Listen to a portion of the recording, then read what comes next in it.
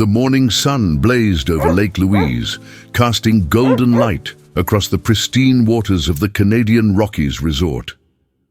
I stood on the deck of our luxury cabin, watching Cooper, my 7-year-old golden retriever, chase pine cones across the manicured lawn. His tail wagged with pure, uncomplicated joy, the kind I hadn't felt in months. "Are you seriously out here with that dog again?"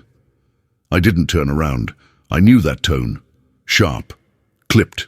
The voice Jessica used when she was building toward something. "It's barely 7 in the morning, Jess. He needed to go out." He always needs something, doesn't he? She stepped onto the deck, her silk robe catching the breeze. Even angry, she looked perfect. Her dark hair styled despite the early hour, her makeup already flawless. "We've been here for 2 days, Mark. 2 days, and you've spent more time with that animal than with your own wife." I finally looked at her. There were lines around her eyes I didn't remember seeing before, or maybe I just stopped looking. "That's not fair. We had dinner together last night. We went hiking yesterday afternoon, with the dog. The resort is pet-friendly, Jessica. That's why we chose it. You agreed. I agreed because you wouldn't stop talking about it." Her voice rose, echoing across the quiet morning. A couple jogging past glanced our way. "Everything revolves around Cooper, when we can travel, where we can eat, what we can do. I'm tired of coming second to a dog, Mark." Cooper trotted up the deck stairs, sensing the tension. He pressed against my leg, and I instinctively reached down to scratch behind his ears.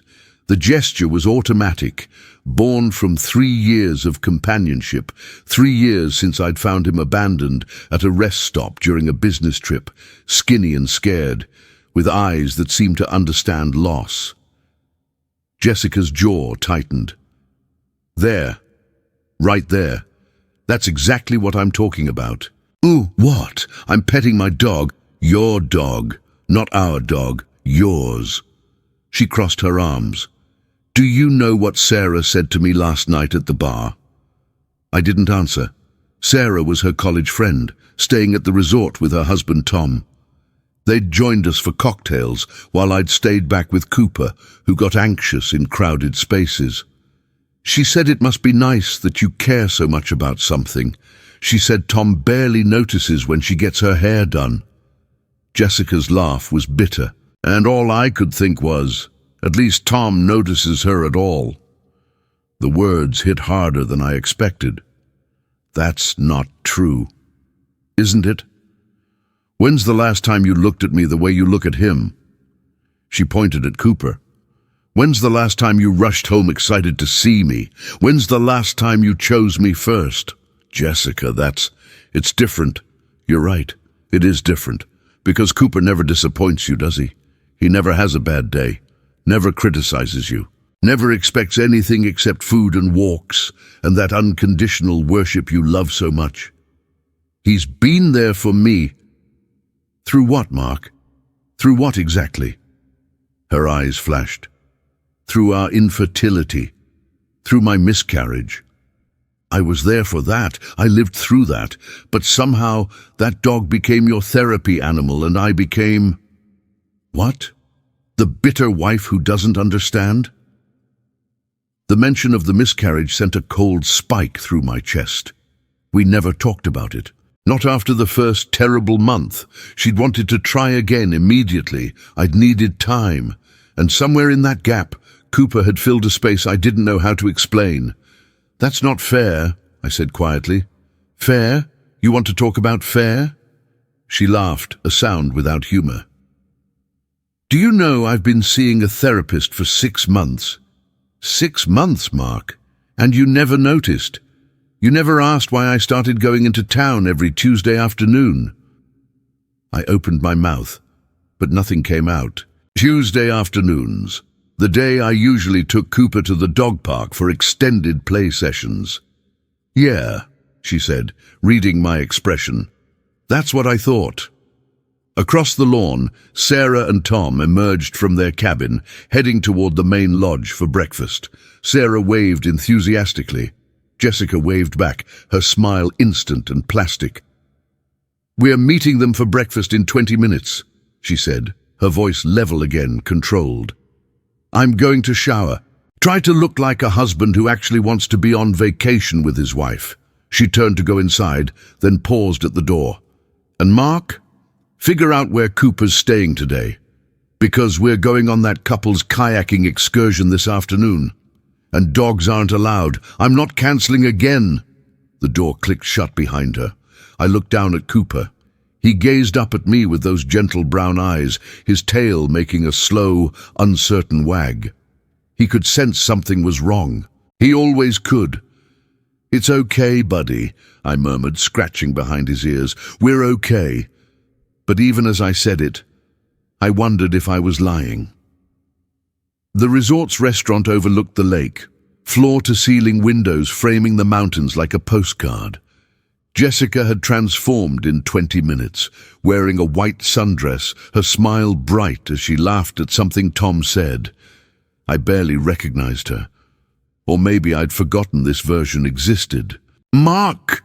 Sarah leaned across the table, her enthusiasm genuine. "Jessica says you're thinking about the heli-skiing package next winter. That's amazing."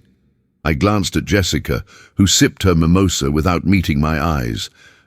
Yeah, maybe. We haven't really discussed—" "Oh, it would be incredible," Tom interjected, cutting into his eggs Benedict. "We did it in Whistler 2 years ago. Life-changing." I nodded politely, but my mind was elsewhere. Cooper was back in the cabin, probably sleeping on the couch. The resort allowed dogs, but the activities, the real reason people came here, mostly didn't. Helicopter skiing definitely wouldn't.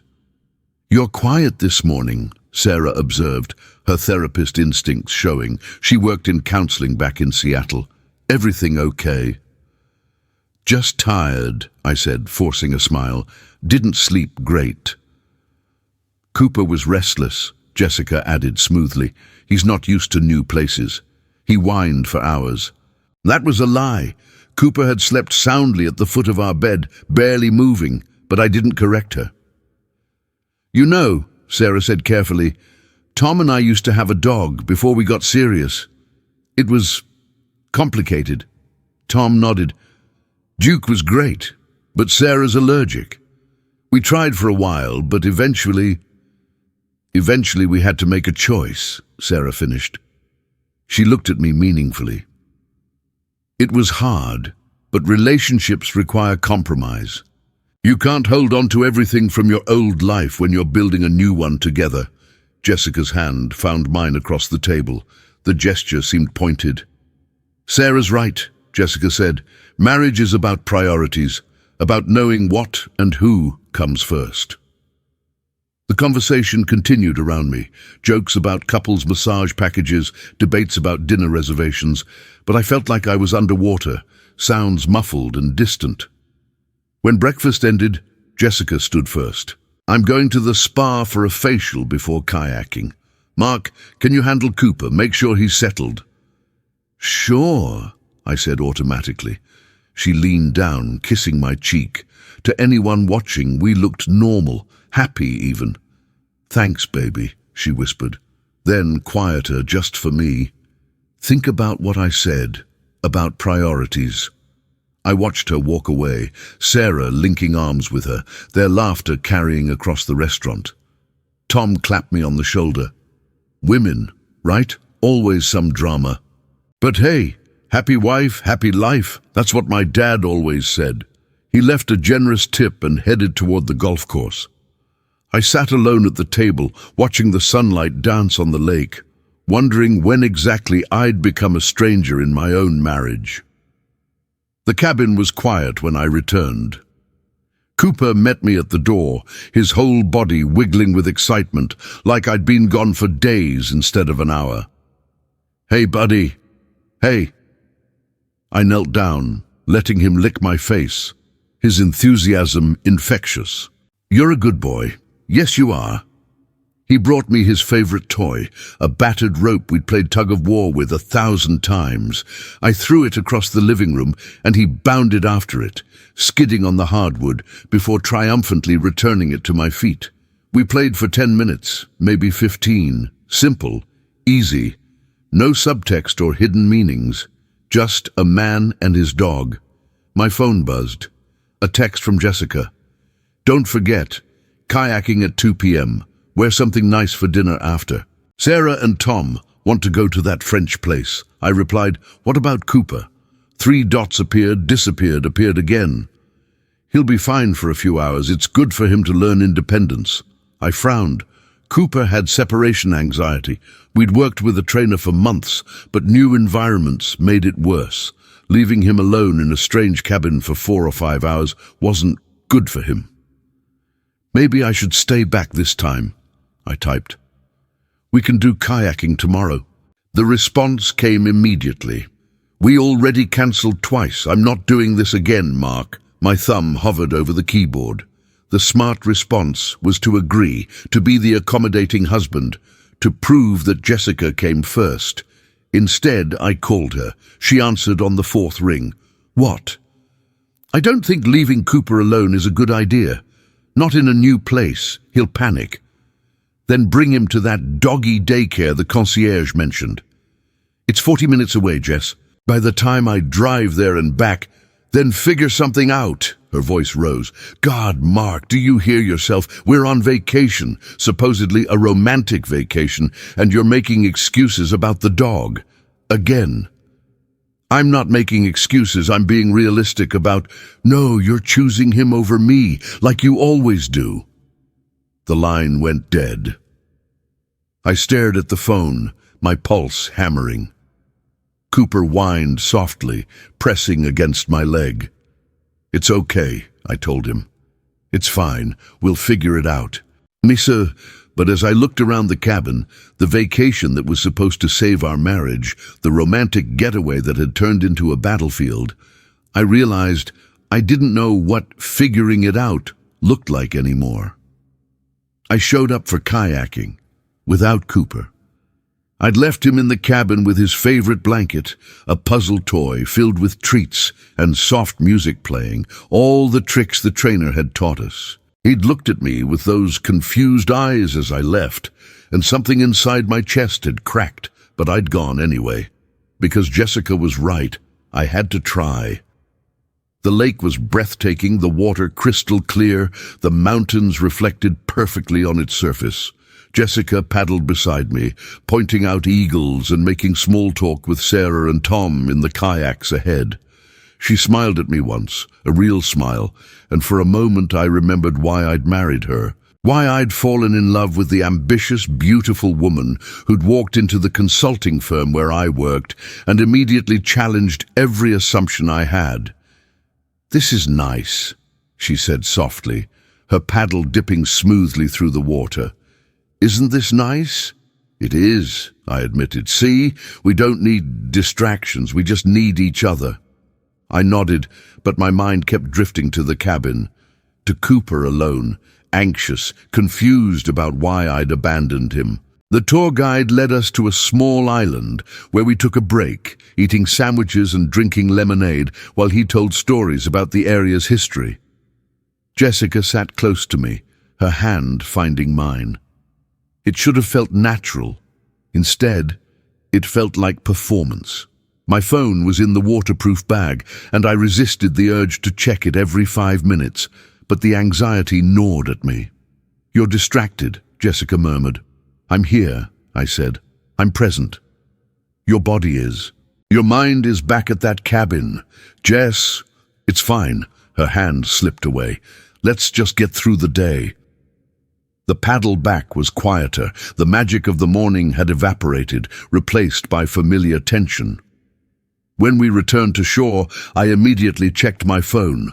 3 missed calls from the resort management. My stomach dropped. I need to call them back, I said to Jessica. She was talking to Sarah, laughing about something. She barely glanced at me. Sure, whatever. The manager answered immediately. Mr. Patterson, we've had a situation with your dog. Several guests complained about barking. Our staff entered your cabin to check on him, and he had an accident. Significant damage to the furniture. We're going to need to discuss compensation and... Is he okay? I interrupted. The dog? Yes, he's fine. We moved him to our outdoor kennel area temporarily. But Mr. Patterson, this is a luxury property. The damages are substantial. I'll be right there. I hung up and turned to find Jessica staring at me. What happened? Cooper panicked. He damaged the cabin. They moved him to a kennel. Her expression hardened. Of course he did. Jessica, no, Mark. This is exactly what I'm talking about. He ruins everything, literally everything. Sarah and Tom had stopped talking, sensing the tension. Other tourists glanced our way. Let me go check on him, I said quietly. I'll meet you at dinner. You're choosing him again.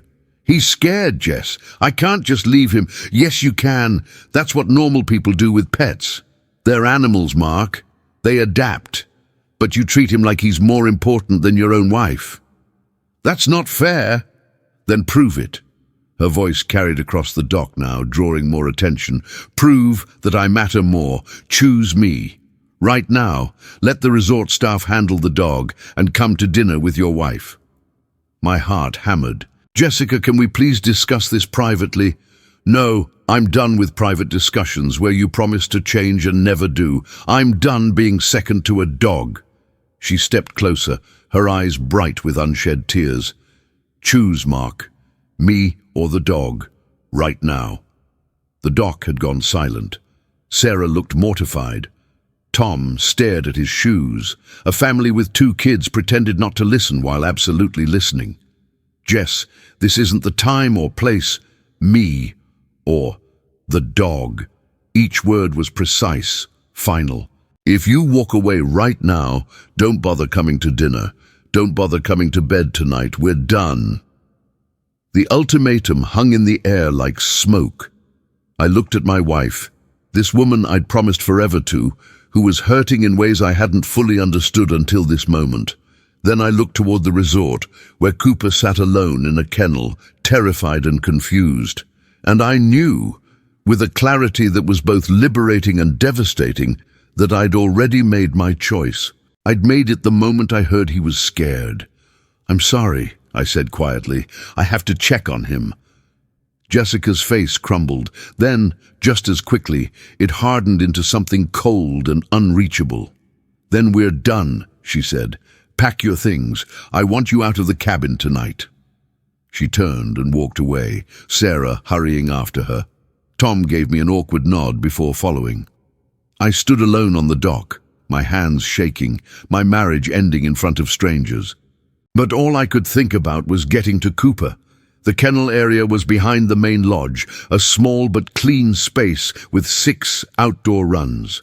Cooper was in the last one, pacing frantically. When he saw me, he threw himself against the chain-link gate, whining desperately. It's okay, buddy, I'm here. The resort manager met me with paperwork. Estimates for furniture replacement, cleaning fees, policy violations. I signed everything without reading it, my hand moving automatically. We'll need you to relocate to a pet-free property, he said apologetically. Resort policy after an incident like this. I understand. I'll leave tonight. I opened Cooper's gate, and he nearly knocked me over, his whole body trembling. I knelt down, letting him press against me, feeling his rapid heartbeat against my chest. I'm sorry, I whispered into his fur. I'm so sorry I left you. He licked my face, forgiving me instantly, the way only dogs can. The walk back to the cabin felt surreal. The sun was setting now, painting the mountains in shades of purple and gold. Beautiful and completely wrong. Jessica wasn't there. A note sat on the kitchen counter.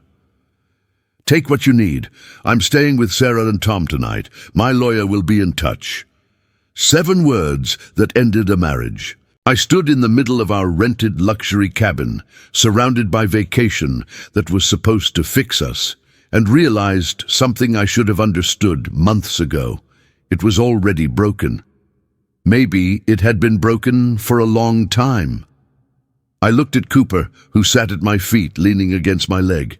Looks like it's just you and me, buddy. He wagged his tail, and for the first time in months, I felt like I could breathe. The cabin looked different as I packed. stripped of the romance that had justified its expense. I moved mechanically, folding clothes, gathering toiletries, loading Cooper's supplies into the SUV. Each trip to the car felt heavier, not because of what I was carrying, but because of what I was leaving behind. Around midnight, my phone rang. My mother. I let it go to voicemail, then listened to the message. "Mark, honey, Jessica's mother just called me," she said. "Well, she said some things I don't want to believe. Call me, please. Whatever's happening, we can fix it." I deleted the message. By 2 a.m., everything was loaded. Cooper sat in the passenger seat, head tilted, watching me with those eternally patient eyes. The resort was silent, except for the wind moving through the pines and the distant call of an owl. I took one last look at the cabin. Through the window, I could see the remnants of our attempted vacation, the bottle of wine we'd opened on the first night, still half full on the counter. The romance novel Jessica had been reading, bookmark, stuck halfway through a story that probably ended better than ours. I got in the car and started the engine. Cooper pressed his nose against my shoulder, his way of saying he understood, or maybe just that he was there. "Long drive ahead, buddy," I said. "Hope you're ready." His tail thumped once against the leather seat. I pulled out of the parking lot and onto the dark highway, leaving the mountains behind. The drive south towards Seattle stretched through the night like a wound that wouldn't close. I stopped twice, once at a rest area where Cooper and I walked circles under fluorescent lights, and once at an all-night diner where a tired waitress poured coffee I didn't taste. "Rough night?" she asked, refilling my cup for the third time. "Something like that." She glanced out the window at Cooper, visible through the glass, waiting patiently in the car. "At least you've got good company," she said. "Dogs are better than most people I know." I couldn't argue with that. As dawn broke over the Cascade Mountains, my phone started buzzing with messages. I'd turned off notifications hours ago, but curiosity finally won. I pulled into a scenic overlook and scrolled through the damage. Sarah. 11:47 p.m. "Mark, please reconsider. Jessica is devastated. She didn't mean what she said. Come back and talk to her." Tom. 12:23 a.m. "Man, I don't know what to tell you. Sarah says I need to take sides, but this is between you and Jess. Good luck." Mom. 1:15 a.m. "Your brother told me what happened. I need you to call me. This isn't how we raised you." Ryan. 2:34 a.m. "Mom called me freaking out. I told her the truth, that Jessica's been difficult for years, and you finally stood up for yourself. Call me when you can." And then, at 3:47 a.m. from Jessica, "I can't believe you actually left. I can't believe you chose a dog over your wife. Everyone is talking about this. Do you know how humiliated I am? You've made me a laughingstock. I hope you're happy with your decision." I stared at that last message for a long time. The thing was, I wasn't happy, but I wasn't destroyed either. I was just tired. Tired of fighting. Tired of being wrong. Tired of apologizing for caring about something that didn't fit into someone else's vision of what my life should be. I typed back, "I'm sorry you're hurt. I never wanted that. But you gave me an impossible choice, and I made the only one I could live with." I turned off my phone before she could respond. Cooper had his head hanging out the window, tongue lolling, enjoying the cool morning air. He looked content, present, uncomplicated in the way I envied. "What do you think, Coop? Did I screw up?" He pulled his head back inside and licked my face, his answer to most of life's questions. "Yeah," I said, scratching behind his ears. "That's what I figured." We pulled into Seattle around noon, the city skyline emerging through the marine layer like a promise I wasn't sure I wanted to keep. Home. Except it didn't feel like home anymore. The house in Ballard looked smaller than I remembered. The lawn needed mowing. The paint on the front door was peeling. all the maintenance projects Jessica and I had fought about but never finished.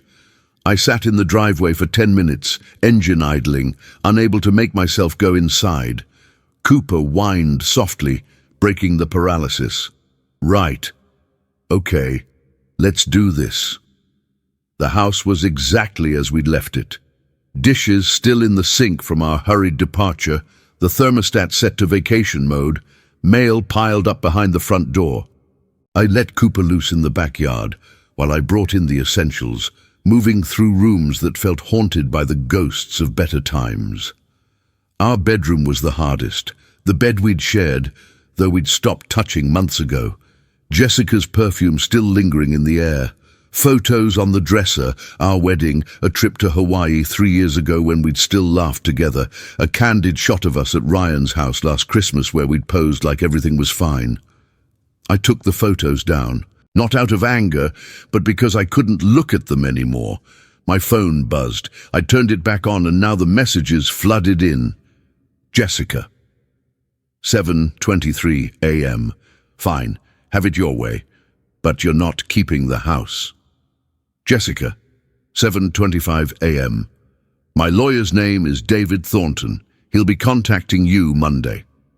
Jessica, 8:44 a.m. I'm staying with Sarah for now. Don't try to contact me except through attorneys. Jessica, 10:15 a.m. Everyone knows what you did. Everyone thinks you're insane. I hope you realize what you've thrown away. I didn't respond. What was there to say? Instead, I called Ryan. Hey. He answered immediately. You okay? Define okay. Yeah, that's what I thought. I heard kids screaming in the background. My nephew and niece probably fighting over a toy. Hold on. Let me go outside. A door closed, and the chaos muted. Sorry. Saturday morning madness. Ryan's voice softened. Mom called me at 6 a.m. She's convinced you've had a breakdown. I didn't have a breakdown. I know, I told her that. I also told her Jessica's been treating you like crap for years, and maybe this was inevitable. He paused. She didn't love hearing that. Great, so now I'm the family disappointment. You're not. You're just the one who stopped pretending. A long silence. Mark, can I ask you something? Yeah. Do you love her? Jessica, I mean. Do you still love her? The question hit me sideways. I'd expected judgment or advice or even criticism, not this. I don't know, I said honestly. I love who she used to be, or who I thought she was. But the person she's become, the one who gives ultimatums and makes everything a battle, I don't even recognize her anymore. Then you made the right choice. Everyone thinks I'm crazy, throwing away a marriage over a dog. You didn't throw it away over a dog, Mark. You threw it away because she asked you to give up part of yourself, and you finally said no. Ryan's voice was firm. That's not crazy. That's self-respect. After we hung up, I sat on the back porch, watching Cooper explore the yard like he'd never been away. He found his favorite stick, carried it to my feet with a hopeful expression. We played fetch until my arm was sore, and Cooper was panting happily, his tail never stopping. And for the first time since the resort, since the ultimatum, since my marriage exploded in front of strangers, I felt something close to okay. Sunday passed in a blur of avoidance. I cleaned the house, did laundry, meal prepped for the week. Normal things. Grounding things. Cooper followed me from room to room, unwilling to let me out of his sight. By evening, I couldn't avoid it anymore. I called the lawyer Ryan had recommended, Rita Chen. She answered on the second ring despite it being Sunday. Mr. Patterson, I've been expecting your call. You have? Your brother gave me a heads up. Also, your wife's attorney, David Thornton, has already left me 2 messages. Rita's voice was crisp, professional. He's very eager to establish terms. What kind of terms? The aggressive kind. But let's not discuss this over the phone. Can you come to my office tomorrow morning, 9 a.m.? I'll be there. Good. And Mr. Patterson, bring any financial documents you can gather. Bank statements, mortgage paperwork, retirement accounts. The more information I have, the better I can protect you. Protect me from what? From a very expensive divorce, Rita said bluntly. Your wife hired Thornton for a reason. He specializes in taking people apart. We need to be prepared. After the call, I sat in the dark living room, Cooper's head on my lap, and tried to process what was coming. A divorce, lawyers, fighting over possessions like we were dividing up the spoils of a failed business venture instead of the ruins of a life we'd tried to build together. My phone buzzed. A text from a number I didn't recognize. This is Sarah. I know you probably don't want to hear from me, but I need you to understand something. Jessica is destroyed. She's not eating. She's barely sleeping. She loved you, Mark. She still loves you. This ultimatum thing, it was stupid and dramatic, but she was desperate. She was trying to get through to you. Please consider calling her. Please consider trying to fix this. I stared at the message for a long time. Then I typed, Sarah, I understand she's hurting. I'm hurting too. But love isn't about ultimatums. If she loved me, she wouldn't have made me choose between things I care about. I hope she finds peace, but I can't be the one to give it to her. I hit send before I could second-guess myself. Sarah's response came immediately. Then you never really loved her at all. I didn't respond to that. What was the point? Cooper shifted on my lap, looking up at me with concerned eyes. We're gonna be okay, I told him. Whatever happens next, we'll handle it together. He licked my hand, and somehow I believed it. Monday morning arrived with Seattle's characteristic drizzle, the kind of rain that wasn't quite rain, just dampness that soaked through everything eventually. I left Cooper at home with the TV on for company and drove to Rita Chen's office in Belltown, my stomach tight with anxiety. The law firm occupied the 10th floor of a glass building overlooking Elliott Bay. Rita's office was minimalist. Clean lines, expensive furniture, walls covered with framed degrees and Bar Association awards. She was exactly as Ryan had described, tiny, impeccably dressed, with eyes that missed nothing. Mr. Patterson. She shook my hand with surprising strength. Let's get started. For the next 2 hours, we went through everything, our finances, the house, my 401k, Jessica's career as a pharmaceutical sales rep, the timeline of our relationship, the miscarriage, Cooper. Rita took notes on a legal pad, occasionally asking pointed questions that made me uncomfortable. Did you contribute more to the down payment on the house? Yes, about 65%. And her car, the BMW, that was purchased with joint funds. Mostly my funds. She wanted it. I trailed off. I thought it would make her happy. Did it? I thought about Jessica's face when we'd driven it off the lot. Her excitement had lasted maybe a week before she'd found something else to be unhappy about. Briefly, I said. Rita made another note. Mr. Patterson, I'm going to be direct with you. Washington is a community property state. That means everything acquired during the marriage gets split 50-50 unless we can prove otherwise. Your wife's attorney will argue that she's entitled to half of everything, plus alimony, given the lifestyle she's accustomed to. Alimony. She has her own career. Doesn't matter. If she can argue that you earn significantly more, or that the marriage's end has damaged her earning potential, she can request spousal support. Rita leaned back. Thornton is very good at making those arguments stick. So what do? We fight. We document everything. We show that this marriage ended because she issued an unreasonable ultimatum, not because of any fault on your part. She paused. How do you feel about Cooper testifying? I blinked. What? Not literally, but we can get statements from your veterinarian, your dog trainer, even character witnesses who can speak to the bond between you and your dog. We build a narrative. You're a responsible pet owner who found an abandoned animal and gave it a home. Your wife knew about this dog before marriage. She agreed to the dog.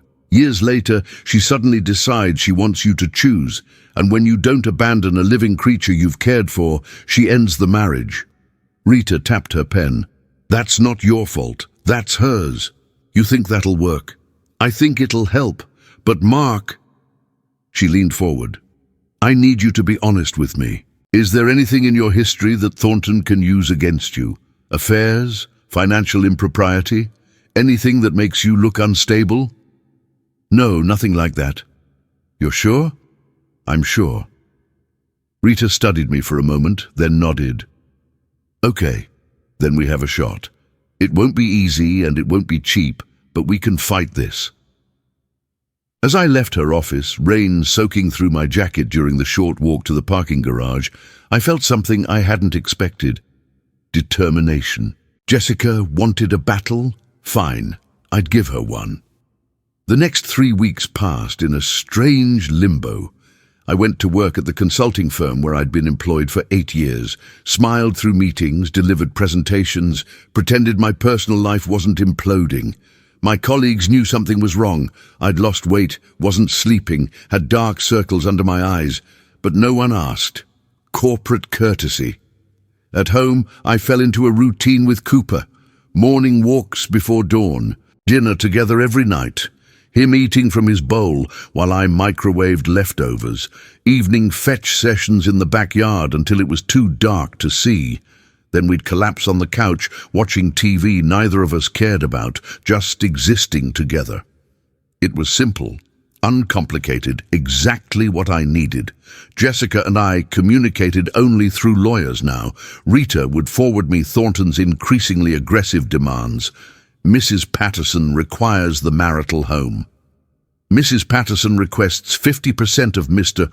Patterson's retirement accounts. Mrs. Patterson is entitled to alimony of $3,000 per month for 3 years. Each demand felt like a punishment, like Jessica was trying to hurt me financially since she couldn't hurt me emotionally anymore. Rita pushed back on everything. We had our own demands. Mr. Patterson contributed 65% of the home's down payment and requests the house. Mr. Patterson requests Mrs. Patterson be responsible for her own vehicle payments. Mr. Patterson contests any alimony claims given Mrs. Patterson's substantial income. It was war by paperwork. Meanwhile, the social fallout continued. Jessica had told her side of the story to everyone who would listen. How I'd abandoned her at a romantic resort, chosen a dog over my marriage, humiliated her in public. Sarah had posted vague things on social media about knowing your worth and cutting toxic people from your life. I didn't respond, didn't defend myself. Just let the gossip burn through our social circle like wildfire. Some people reached out. My brother called weekly to check in. A few colleagues took me out for beers, awkwardly skirting around the divorce. My neighbor, Mrs. Chen, an elderly widow who'd lived next door for 30 years, brought me homemade soup and told me her late husband had been an insufferable man, but at least he loved our cat. It was the small kindnesses that kept me afloat. But the biggest surprise came from an unexpected source. 3 weeks after I'd returned from the resort, I got a call from the dog trainer we'd worked with, Monica Rivera. She'd helped us with Cooper's separation anxiety when we'd first adopted him. Mark? Hi, it's Monica. I heard about you and Jessica. Of course she had. Everyone had. Yeah, I said. It's been rough. I can imagine. Listen, I don't want to overstep, but I wanted to reach out. I work with a lot of couples and their dogs, and I've seen this pattern before. She paused. Sometimes the dog becomes the scapegoat for problems that have nothing to do with the dog. That's what my lawyer said. Your lawyer's right. And Mark, for what it's worth, I always thought you had a really special bond with Cooper. The way you worked with him, the patience you showed. That's not something everyone has. Her voice softened. You made the right choice. After we hung up, I realized I'd been holding my breath. Someone understood, not just understood, validated. It was the first time since the resort that I didn't feel completely insane. A month after leaving Lake Louise, I got the summons. The divorce was officially filed. We had a court date set for mediation in 6 weeks. If we couldn't reach an agreement, it would go to trial. I sat in my kitchen, the legal documents spread across the table, and felt the weight of it all pressing down. This was real, final, no going back. Cooper nudged my hand with his nose, sensing my distress. We're really doing this, buddy, I said quietly. No more marriage. No more Jessica. He tilted his head, tail wagging slowly. You think I'm stupid, don't you? Throwing away 8 years for a dog. But as I said it, I knew it wasn't true. I hadn't thrown away 8 years for a dog. I'd walked away from 8 years that had stopped working.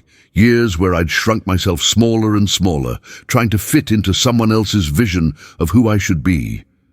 Cooper had just been the catalyst, the breaking point. The moment I'd finally said, this is who I am, take it or leave it, and Jessica had left it. My phone rang. Rita. Mark, I have news. Thornton called. Jessica wants to settle. My heart jumped. Settle? She's willing to negotiate. She's tired of the legal fees, and I think between you and me, she's realizing this isn't playing out the way she expected publicly. Rita's voice held a note of satisfaction. People aren't as sympathetic to her story as she thought they'd be. What's she offering? She'll take the BMW and her personal belongings. She wants 40% of your 401k instead of 50. She's dropped the alimony demand. And she's willing to let you keep the house if you refinance and buy out her portion of the equity. I did the mental math. It would be expensive, tight, but possible. And Cooper? I asked. She wants it in writing that she has no claim to the dog. Ever. A bitter laugh escaped me.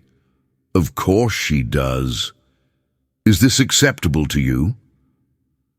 I looked at Cooper, sleeping peacefully under the kitchen table, completely unaware that his entire existence was being negotiated. Yes, I said. It's acceptable. Good.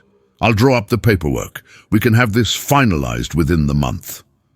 After the call, I sat in the quiet house, my house now, or it would be soon, and felt something shift inside me. Relief, grief, liberation, loss, all of it at once. I'd won. Or maybe I'd lost. I wasn't sure anymore, but I was free. The mediation took place in a conference room that smelled like stale coffee and defeated dreams. Jessica sat across from me, flanked by Thornton and a paralegal. She wore a black suit, armor, and wouldn't look at me directly. I had Cooper's picture as my phone's lock screen. I'd changed it that morning, deliberate, a reminder of why I was here. The mediator, a tired woman in her 50s named Margaret, walked us through the settlement point by point, division of assets, debt allocation, the timeline for me to refinance the house. Jessica signed each document mechanically, her face a mask.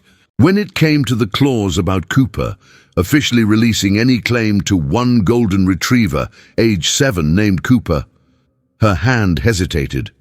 This is what you want, she said suddenly, her voice cracking. A dog? You're choosing a dog? It was the first time she'd spoken directly to me since the resort. I'm choosing myself, I said quietly. I'm choosing not to give up something I love just because someone demands it. I demanded it because I was drowning, Mark. Tears streamed down her face now, ruining her carefully applied makeup. I was drowning in our marriage, and you didn't even notice. You were too busy playing fetch to see that your wife was falling apart. The words hit like a physical blow. "Then why didn't you tell me?" I asked. "Why the therapist? Why the secret appointments?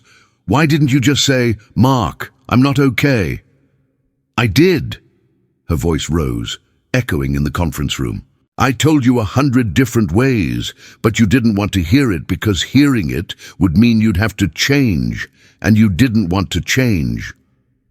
Margaret cleared her throat. "Perhaps we should take a break." "No." Jessica wiped her eyes, smearing mascara. "No, I want to finish this.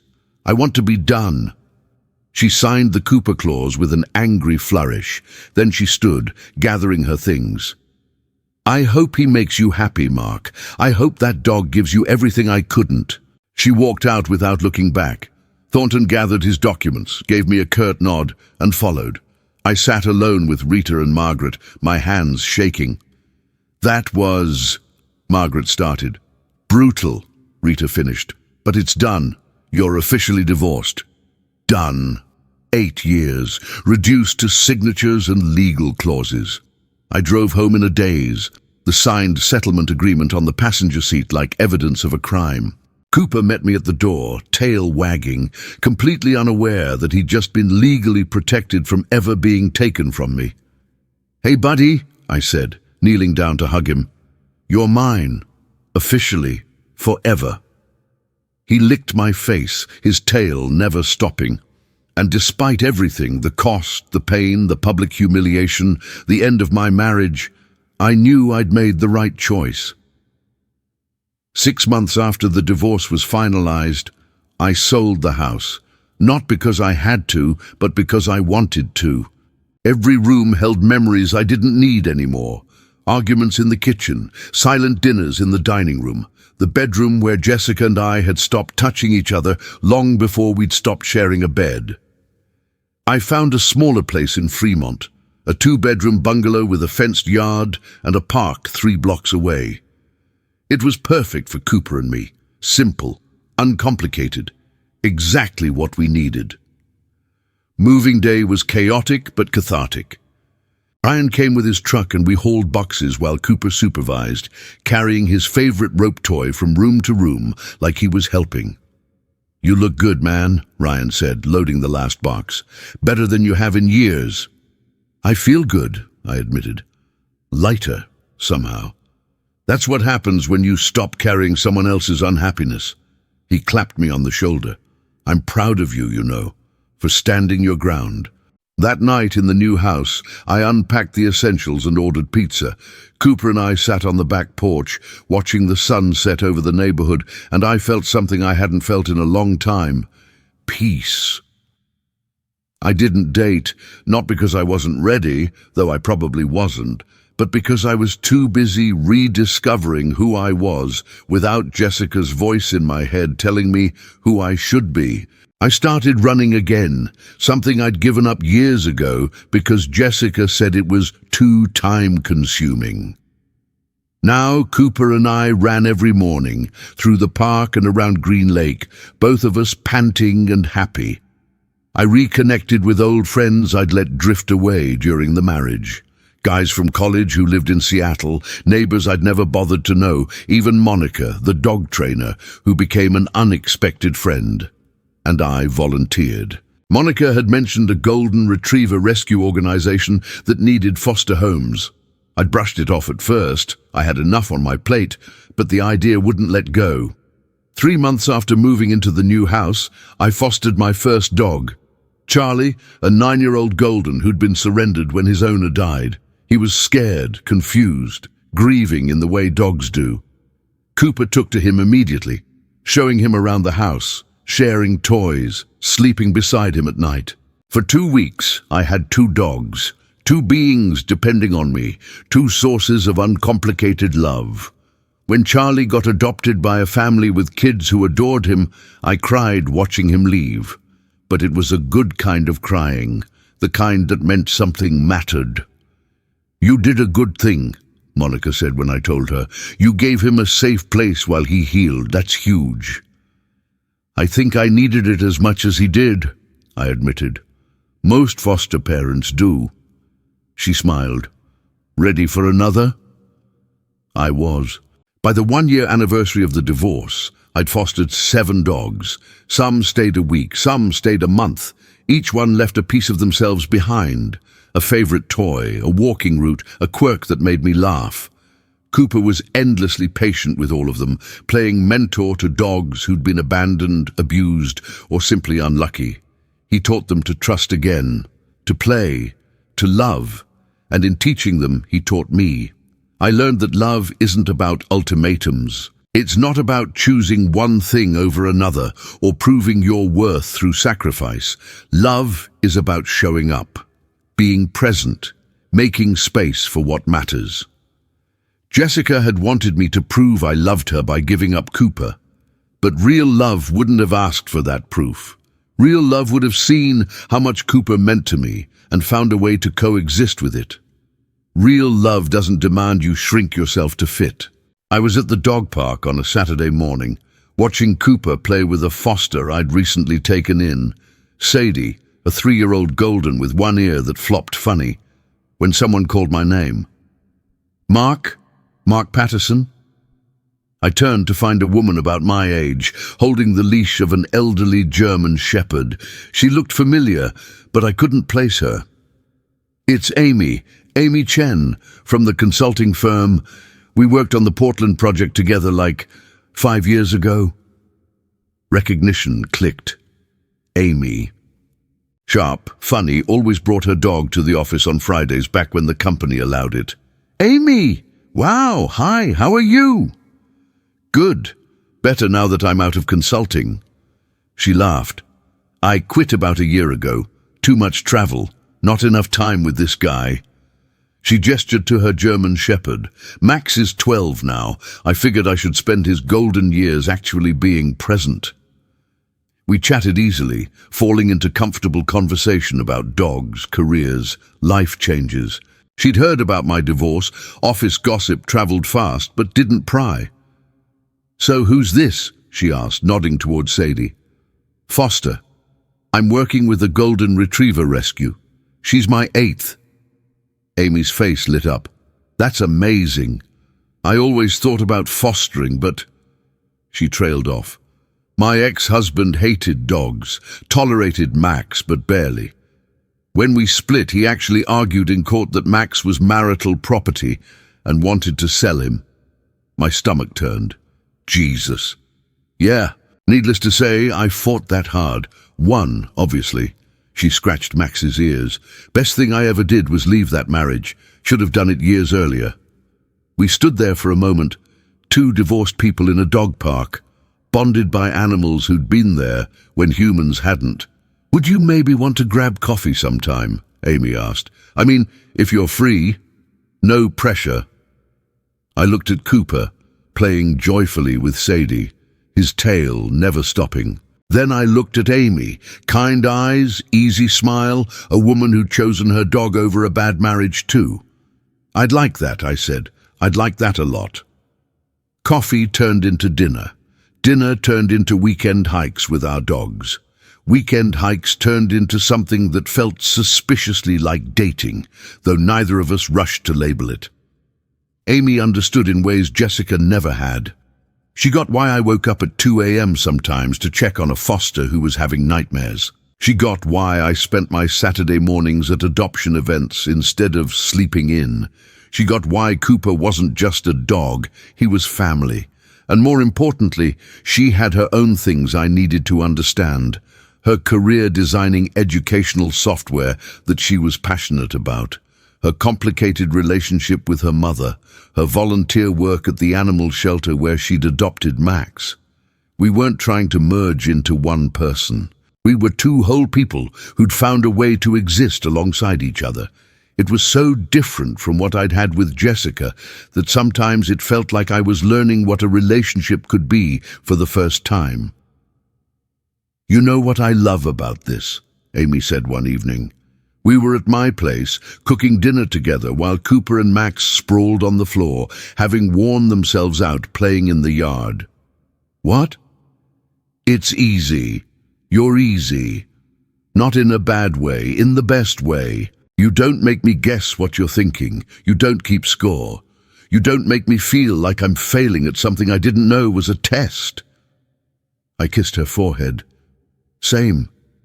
Being with you feels like breathing. Like I can just be. Is that weird? She asked. That it's this easy? Maybe.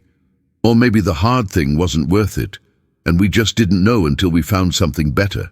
Later that night, after Amy had gone home and the house was quiet except for Cooper's soft snoring, I got a text from an unknown number. I heard you're dating someone. I hope you're happy. I didn't need to ask who it was. I recognized Jessica's indirect approach, the passive-aggressive tone, even through text. I stared at the message for a long time, trying to figure out what she wanted. An apology. Confirmation that leaving her had been a mistake, some sign that she'd ruined me. Finally, I typed, I am happy. I hope you are too. I deleted the number before she could respond. Some chapters needed to stay closed. 2 years after the divorce, I got a call from Rita Chen. Mark, I wanted to give you a heads up. Jessica's getting remarried. I was at the park with Cooper and my current foster, watching them chase each other in circles. The news should have hit harder than it did. Okay, I said. Good for her, I guess. You're not upset. No, I mean, I hope she's happy. I hope she found what she was looking for. And I meant it. Do you know anything about the guy? Peter Holbrook, corporate attorney, no kids, no pets. Rita paused meaningfully. No complications. After we hung up, I sat on a bench, processing. Jessica was getting remarried, moving on, building a new life with someone who presumably gave her what I couldn't. Cooper trotted over, dropping a tennis ball at my feet. What do you think, buddy? Should I be sad about this? He barked once, tail wagging, waiting for me to throw the ball. I laughed and threw it. He bounded after it with pure joy, and I realized something. I wasn't sad. I was grateful. Grateful that Jessica would have a chance at happiness. Grateful that I'd found mine. Grateful for the ultimatum that had forced me to choose who I really was, instead of who someone else wanted me to be. That night, I told Amy about the news over dinner. How do you feel? She asked carefully. Relieved, I said honestly. For both of us. We weren't good for each other. But that doesn't mean she doesn't deserve to be happy. Amy reached across the table, taking my hand. You're a good person, Mark Patterson. I'm a person who chose his dog over his wife, I said with a wry smile. No, you're a person who chose integrity over convenience. That's different. That's important. She squeezed my hand. And for what it's worth, I'm really glad you made that choice. 3 years after the resort, 3 years after the ultimatum, 3 years after my marriage ended on a dock in front of strangers, I stood in the backyard of my house in Fremont, watching Cooper, now 10 years old, grayer around the muzzle but still full of life, playing with my 11th foster, a young golden named Buddy, who'd been found tied to a fence in Tacoma. Amy sat on the porch steps, laptop balanced on her knees, working on a project while Max dozed beside her. This was my life now. Simple, full, exactly what I needed. My phone buzzed. A text from Monica. We got a golden coming in next week. Owner died, no family claimed him. 8 years old, scared but sweet. You interested? I looked at Cooper, at Buddy, at the life I'd built from the ashes of the old one. Always, I typed back. Send me the details. Because this was what I'd learned. Love isn't about choosing one thing over another. It's about making room for everything that matters. Jessica had been wrong. It was never me or the dog. It could have been me and the dog. But she'd forced a choice, and I'd made the only one I could live with, and in making that choice, I'd found something better than I'd ever imagined.